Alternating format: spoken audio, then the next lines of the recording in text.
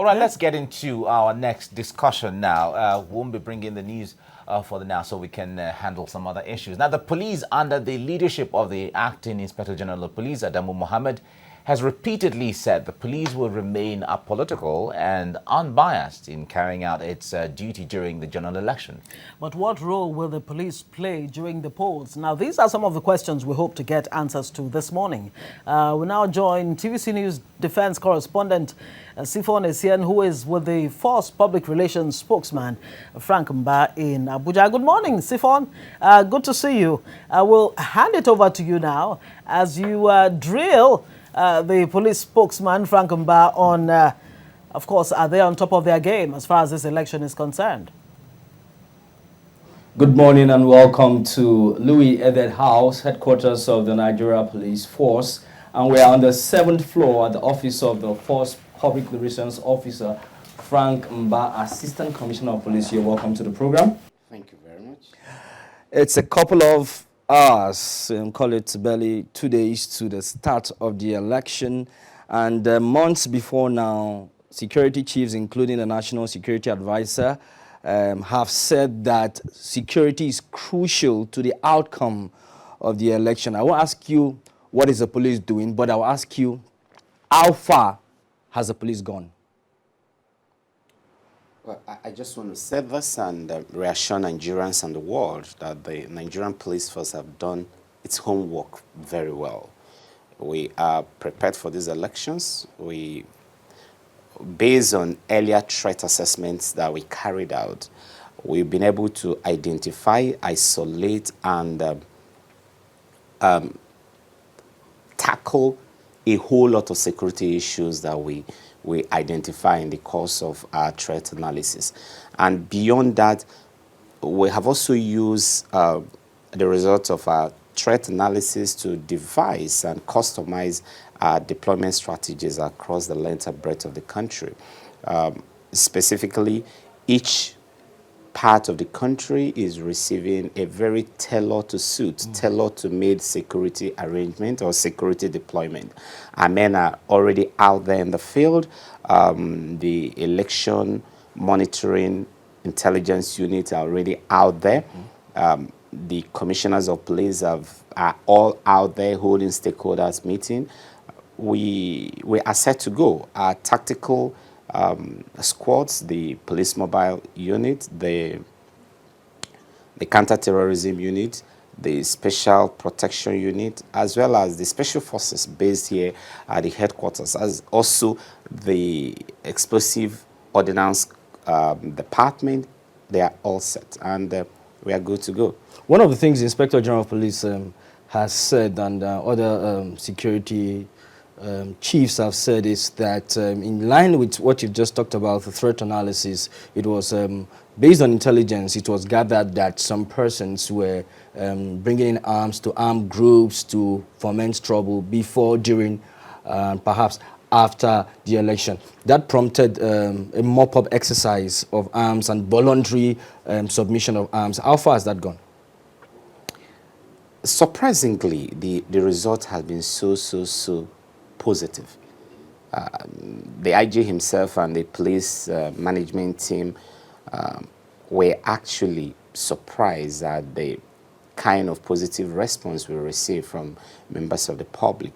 As a matter of fact, in some of the states across the Federation, some people whose arms are actually licensed, and their license are even up to date, voluntarily turned in their arms. And for us, that is quite encouraging. And that, again, sends a very strong message out there that Nigerians are just peace-loving people. The average Nigerian out there is not interested in anything that will impact negatively on the corporate existence of this country called Nigeria. The average Nigerian out there is patriotic. The average Nigerian out there is supportive of what we're doing and what the government is doing generally to stabilize the polity. So we've had a massive response, and that's why, again, the IG decided to extend the time for voluntary return of arms, and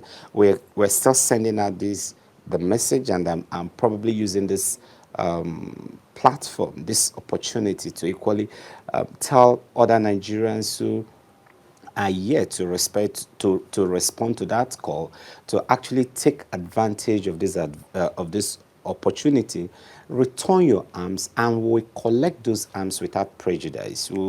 It's like an amnesty, so to say. Return those arms, we'll gladly receive them, and we are receiving and collecting them without prejudice. So, but that is just one tactics we are using, because there are also special operations going on in different parts of the country. Even as we speak? Yes. We're also cracking down on illicit arm dealers. We are working very closely with the customs. Our border patrol units are liaising with customs officers at the border, the land borders, the airports, the seaports, and the waterways. And the results have been amazing. Let's look at your deployment. The CP in Nasarawa, he gave us a figure about 30,000 being deployed in the states. Lagos has also given a figure being deployed across the state. Could you bring us up to speed as to the nitty-gritty of the deployment across board? The much I can say is that for the purposes of this election, the Nigerian police force will be deploying maximally its material and human resources. I'm careful in giving out figures. The reason being that a lot of our deployment, or substantial part of our deployment, will be undercover. Okay. So I don't want to give you a figure and tell you, for instance, that we're deploying 2,000 personnel in FCT, and then on the election day you decide to carry out a census, and you are probably seeing 1,500 or 1,200, and then you think the police spokesman is misleading the public, because a whole lot of our deployment will be covert. Okay. A lot of our personnel will be operating as decoy and undercover operatives during this election. So you will see deployments overt, and there will be covert deployments. And their functions, their job descriptions, of course, will be different but for the purposes of this election. But at the end of the day, we are all working together for the same goal, providing a safe, secured, and enabling environment for a credible and peaceful election to take place. And a lot of people have also expressed their concern and their worry as to our capacity to cover the number of polling stations and polling booths across the length and breadth of the country. The message I'm leaving with this set of people is there's no need to worry. We will cover the entire polling stations. We will cover the entire polling booths, and we will even have extra forces to be on standby to patrol the outer space, to perform other basic law enforcement duties across the length and breadth of the country. Reason, simply because we are not in this alone. We are working and pulling resources together with our brothers and sisters from the DSS, the customs, the immigration, the civil defense, the road safety, the NDLE, the prison services.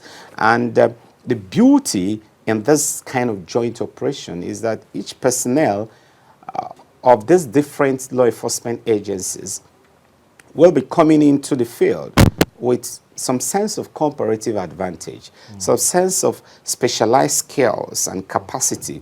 And they also be coming in with some kind of logistics.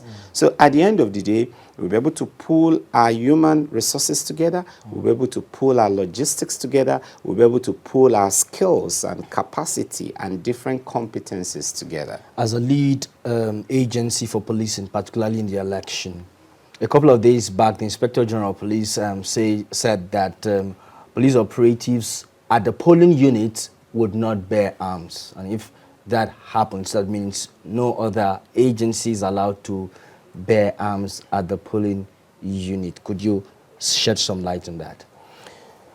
That's part of what we is part of what I will call best practices that we've developed over time.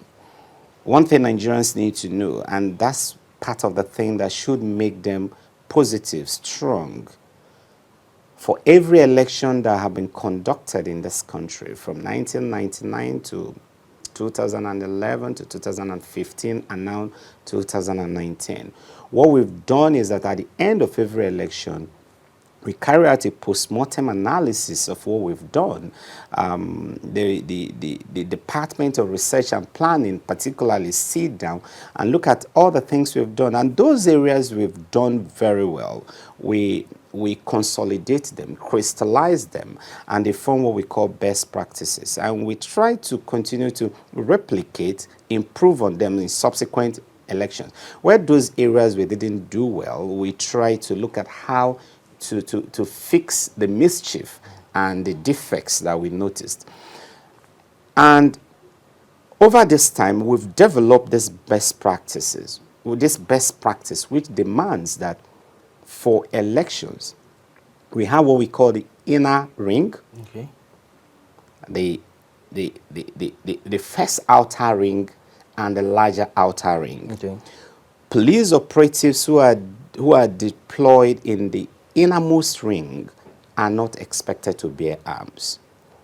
This is again designed to show a very friendly police force, a citizen-oriented, a people-friendly police force. And this is also designed to tackle the fears of some people who think deployment can have the capacity of actually scaring the citizens. So we want you to see that the policeman who is in the innermost ring is not bearing arm, and he's just there to monitor and make sure everything goes well. Then, of course, from the outer ring and to the outermost ring, you have the arm-bearing unit. And at a point, you have the tactical squads, the PMF, the counter-terrorism unit, the police, the special protection unit, the EODs, and the rest.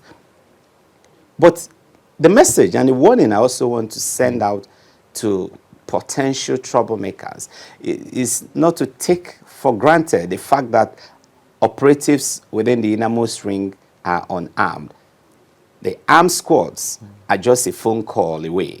They are just split of seconds away. And so these arrangements are properly defined, and they are clearly stated in our standard operational procedures.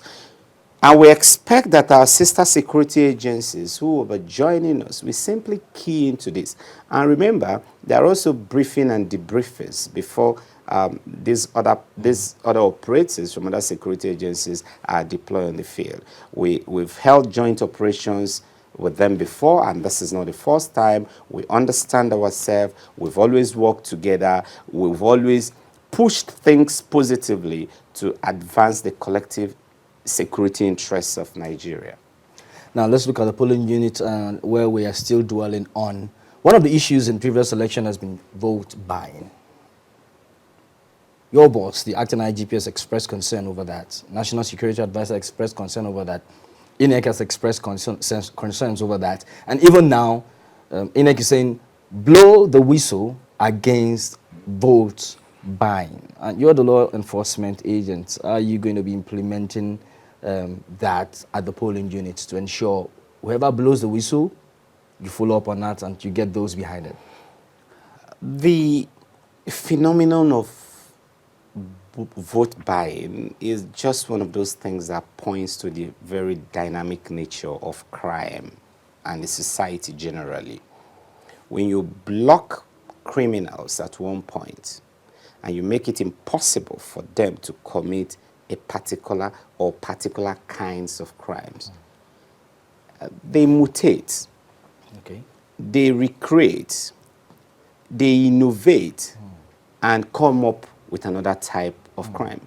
It is our responsibility to go after them again, identify them, isolate them, and neutralize them. That's what we are doing. And we are sending a very strong message to people out there. Whether you're a politician or whether you are just an ordinary citizen, whether you are a candidate running for an election or you are an electorate, if you buy or sell your vote or procure PVC cards illegitimately or try to use a PVC card that has been illegitimately procured to cast your ballot, we will come after you. And when we get you, we will prosecute you. And we will sure we diligently do so. And let me tell you, as part of the processes or part of a coordinated attempt to ensure that we bring an end to the impunity of vote buying and other kind of electoral offenses, the Inspector General of Police, IGP Mohammed Adamu, actually set up a special election investigation team. The special election investigation team will have its headquarters domicile here at the Force Headquarters of Abuja. That team will be headed by the Commissioner of Police in charge of the legal department of the police force. And we'll also have units or teams from that special investigation team co-locating or located in different parts of the Federation. Their job specifically will be to take into custody everyone arrested in connection with any or all forms of electoral offenses, whether they are vote buying, whether they are impersonation, whether they are underage voting, whether they are violence out there in the field. They will carry out investigations, comprehensive one. They will liaise with INEC officials, and they will work together to ensure that this set of suspects are brought to book in accordance with the laws of the land. I'd love for us to go on and on, but for sake of time, I'd like to thank you very much, Assistant Commissioner of Police Frank Mba, for coming on the program this morning to talk about the police preparation and deployment for this election. There you have it from the Force Public Relations Officer, Assistant Commissioner of Police Frank Mba, on efforts of the police in policing the election. I return you to Ngozi and Mike in the studio. All right, thank you very much, Sifon, for the time with the Public Relations Officer of the police. It's really good to know that the police is getting set and they're on top of the game towards the election. Thank you very much. You heard